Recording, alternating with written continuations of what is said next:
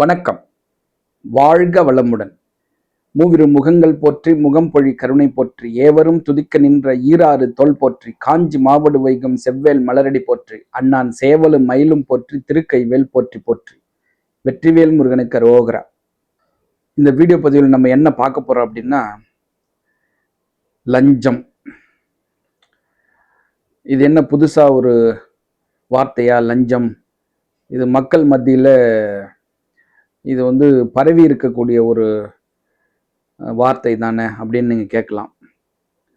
லஞ்சம் இல்லாம எந்த வேலையும் இன்னைக்கு நடக்கல.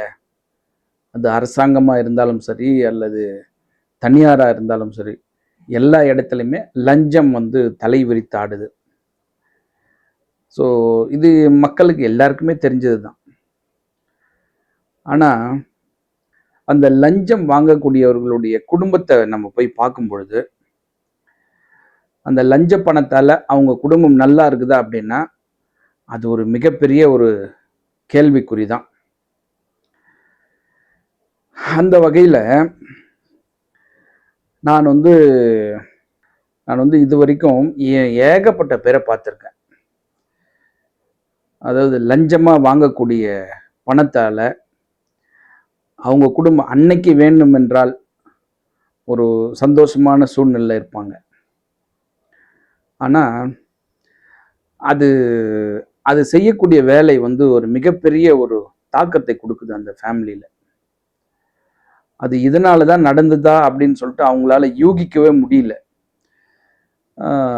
இது கண் திருஷ்டியால வந்தது, பொறாமை இருக்கு மக்களுக்கு எங்க மேல அப்படின்னு தான் மக்கள் போறாங்களே தவிர, நாம செஞ்ச வினைக்கு தான் இது கடவுள் கொடுக்குறாரு, மறுபடியும் நமக்கு ஒரு அதுக்கு பிரதிபலனை தான் கடவுள் கொடுத்தாரு அப்படின்னு மக்கள் நினைக்க மாட்டேன்றாங்க.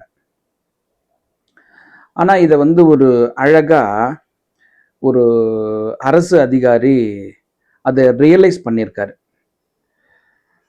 அதாவது ஒரு வருடத்துக்கு முன்னாடி அரசு அதிகாரி நான் பார்க்குறேன். அதாவது அதுவும் பார்த்தீங்கன்னா அந்த போலீஸ் டிபார்ட்மெண்ட்ல ஒரு ஒரு சிறந்த ஒரு போலீஸ் ஆஃபீஸர், அவங்க வீடு போய் பார்க்குறேன். அவங்க வீடு நிறைய தவறுகள் இருக்கு. அவங்க அக்செப்ட் பண்றாங்க, இதெல்லாம் இருக்குது சார், எனக்கு தெரியும், இதை நான் ஓவர் கம் பண்ணி என்னால் வர முடியல அப்படின்றாங்க. அவங்க ஃபேமிலி மெம்பர்லாம் நம்ம உட்காந்து பேசும்பொழுது நிறைய டேட்டா அவங்க வீட்டில் கிடைக்குது. ஸோ அந்த போலீஸ் அதிகாரி ஒரு கரைப்படியாத ஒரு மனிதர். அதாவது நேர்மைன்னா உச்சக்கட்ட, நேர்மையின் உச்சக்கட்டன்னு சொல்லலாம். ஸோ அப்படிப்பட்ட ஒரு போலீஸ் அதிகாரி, அவங்க வீடெல்லாம் பார்த்தீங்கன்னா பெரிய பெரிய மகான்கள் போன இடம். அப்படிப்பட்ட இடம் பார்த்தீங்கன்னா ஒன்றுமே எங்களால் பண்ண முடியல அப்படின்றாங்க. நிறைய தவறுகள் இருக்கு, ஆமாம் இருக்கு, அதை ஒத்துக்கிறாங்களே தவிர எங்களால் இதை சரி பண்ண முடியலன்றாங்க. அதுக்கப்புறம் நம்ம ஒரு சில கோவில்லாம் சொல்லிட்டு இங்கே போயிட்டு வாங்க, இது ஆட்டோமேட்டிக்காக இதெல்லாம் மாறும் அப்படின்னு சொல்லியிருக்கோம். அப்போ அந்த போலீஸ் ஆஃபீஸர்கிட்ட நம்ம கேட்கும் பொழுது, என்ன சார் நீங்கள் இவ்வளோ பெரிய பதவியில் இருக்கீங்க, ஆனால் ஒரு பெரிய ஒரு மணி ஃப்ளோவே உங்ககிட்ட இல்லையே, ஏன் வீட்டிலலாம் இப்படி வச்சுருக்கீங்க, நீங்கள் நினச்சா எது வேணாலும் பண்ணலாமே அப்படின்னு ஒரு வார்த்தையை கேட்கும்பொழுது அந்த போலீஸ் ஆஃபீஸர் சொல்கிறாரு, சார் நான் என்னுடைய சர்வீஸில் எவ்வளோ பேரை பார்த்துருக்கேன், எங்கள் டிபார்ட்மெண்ட்லேயே நிறைய அந்த லஞ்சம் வாங்கக்கூடியவங்க குடும்பத்தெல்லாம் பார்க்கும்பொழுது அவங்களுடைய பிள்ளைகளுடைய வாழ்க்கை ஒரு சரியான வாழ்க்கையே இல்லை, நிறைய தடமாறி போகிறாங்க, இருந்த இடமே தெரியாமல் போயிருக்காங்க, இல்லாமல் போயிருக்காங்க. ஸோ இதெல்லாம் நான் பார்த்து தெரிஞ்சதுக்கப்புறம் நானும் அந்த தப்பை நான் செய்வேனா? எனக்கு என் குடும்பம் முக்கியம், எனக்கு அரசாங்கம் கொடுக்குற சம்பளமே போதும் அப்படின்னு சொல்லி எனக்கு அது வேண்டாம் அப்படின்னாங்க. அதை ரியலைஸ் பண்ணியிருக்காங்க. ஸோ இது ஒரு பக்கம். அந்த போலீஸ் ஆஃபீஸர் உண்மையிலேயே அவங்களுக்கு நம்ம மிகப்பெரிய ஒரு சல்யூட் வைக்கணும். ஏன்னா லஞ்சமாக எனக்கு வேண்டாம், நான் நேர்மையாக இருப்பேன், கரெக்டாக நான் வேலை பார்க்குறேன் அப்படின்னு சொல்லிட்டு பார்த்துட்டு இருக்காங்க. அவங்க ஃபேமிலி அதுக்கு அடுத்த ஜென்ரேஷன்லாம் பார்த்தீங்கன்னா நல்லா இருக்காங்க. ஸோ அவங்களுடைய அப்பா காலத்தில் அவங்க அப்பா என்ன பிஸ்னஸ் பண்ணார் அதெல்லாம் அதுக்கான தவறுகள்லாம் அந்த வீட்டில் இருக்குது. ஸோ வேறு வழி இல்லை, அவங்களெலாம் விவசாய வேலை செஞ்சாங்க, கூட ஒரு அடிஷ்னலாக ஒரு தொழில் பார்த்தாங்க. ஸோ அந்த தொழிலால் அவங்களுக்கு சில பல ஏற்றங்கள் உண்டு, சில இறக்கங்களும் உண்டு. அதுக்கான பலனை தான் அவங்க பசங்கள்லாம் அனுபவிக்கிறாங்க. அப்போது என் பசங்க நல்லா இருக்கணும், என் குடும்பம் நல்லா இருக்கணும், என் சந்ததி நல்லா இருக்கணும், அந்த ஆஃபீஸர் எடுத்த முடிவு வரவேற்கத்தக்கது. அதிகாரம் நம்ம கையில் இருக்குது அப்படின்னு சொல்லிட்டு ஆடாமல், எனக்கு வேண்டாம், அரசாங்கம் கொடுக்குற சம்பளம் எனக்கு போதும், அதுவே எனக்கு போதுமானதாக இருக்குது அப்படின்னு சொல்லிட்டு அந்த ஸ்டாண்டில் நிற்கிறாப்புல. ஸோ அது வந்து ஒரு மிகப்பெரிய வரவேற்கத்தக்க ஒரு விஷயம் அது.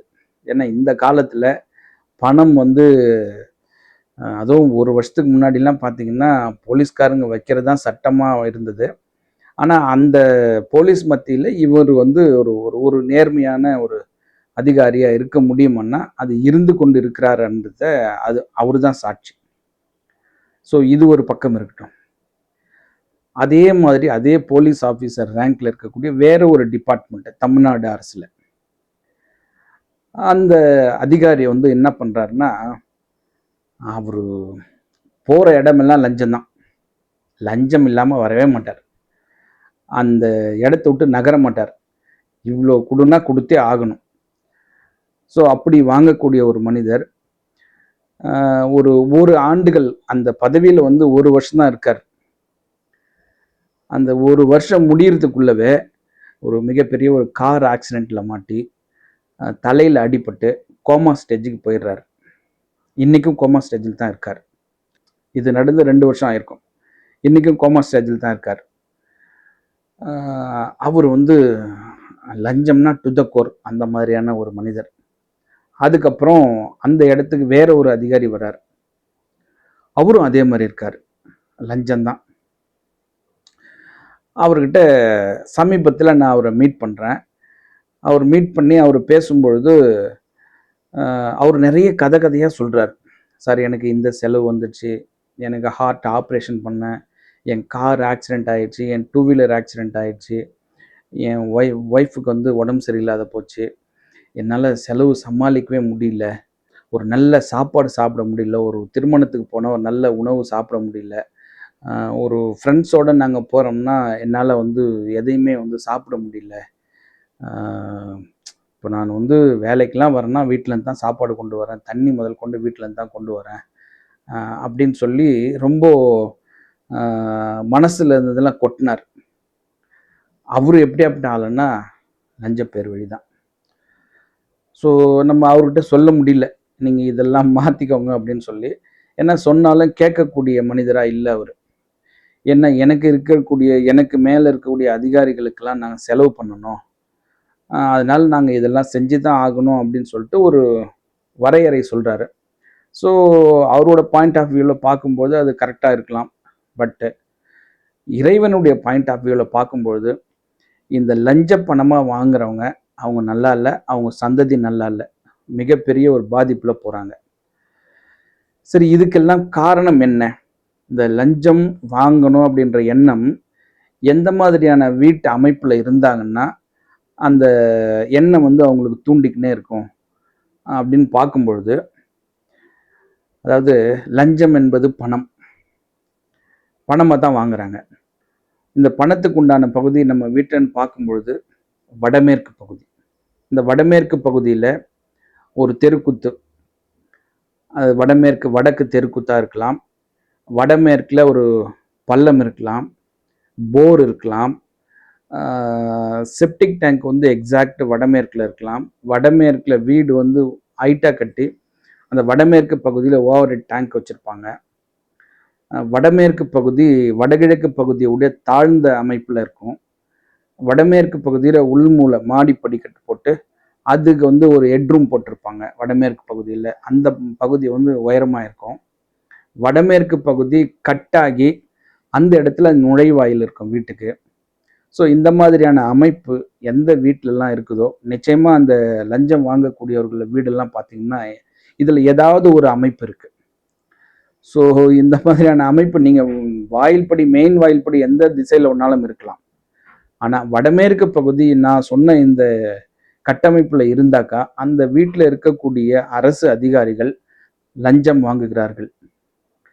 சரிங்க சார், இவங்க வந்து குடும்பம் தான் பாதிக்குதா, இவங்க லஞ்சம் வாங்கி ஏதாவது மாட்டியிருக்காங்களான்னா நிச்சயமாக மாட்டியிருக்காங்க. ஸோ எல்லாருமே மாட்டுறாங்க.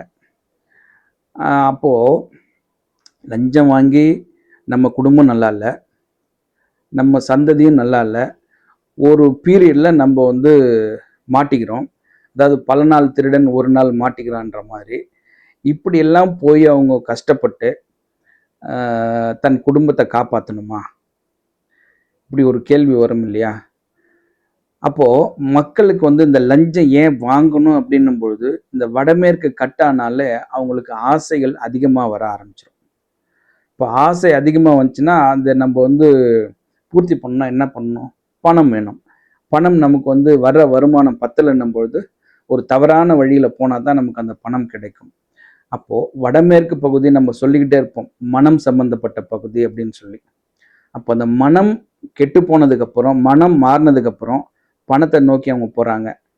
அப்போ வடமேற்கு பகுதி என்பது மனத்துக்குண்டான பகுதி, பணத்துக்குண்டான பகுதியும் வடமேற்கு பகுதி தான் சொல்லும் பொழுது அந்த பகுதி தவறாக இருந்தால் நிச்சயமாக அந்த வீட்டில் இருக்கக்கூடிய அதிகாரிகள் வந்து லஞ்சம் வாங்குறாங்க. ஸோ இதெல்லாம் இருக்கக்கூடாது, நம்ம வந்து நேர்மையான வழியில் தான் நம்ம போகணும் அப்படின்னா இனிமேலாவது நீங்கள் அந்த வடமேற்கு பகுதி தவறாக இருந்துச்சுன்னா அதை வந்து சரி பண்ணிக்கோங்க. இனிமேலாவது நீங்கள் மாறிக்கோங்க, உங்கள் சந்ததி நல்லாயிருக்கும். இந்த அற்புதமான தகவலை கொடுக்க உதவி இந்த பிரபஞ்சத்திற்கு என் மனமார்ந்த நன்றி. மீண்டும் ஒரு அற்புதமான வாஸ்து தகவலோடு சந்திக்கின்றேன். ஆறிரு தடந்தோள் வாழ்க, ஆறு முகம் வாழ்க, வெப்பை கூறு செய் தனிவேல் வாழ்க, குக்குடம் வாழ்க, செவ்வேள் எறிய மஞ்சை வாழ்க, யானை தன் அணங்கு வாழ்க, மாறிலா வள்ளி வாழ்க, வாழ்க சீர் அடியார் எல்லாம், வெற்றிவேல் முருகனுக்கு அரோகரா. வணக்கம். வாழ்க வளமுடன், எல்லாம் செயல் கூடும்.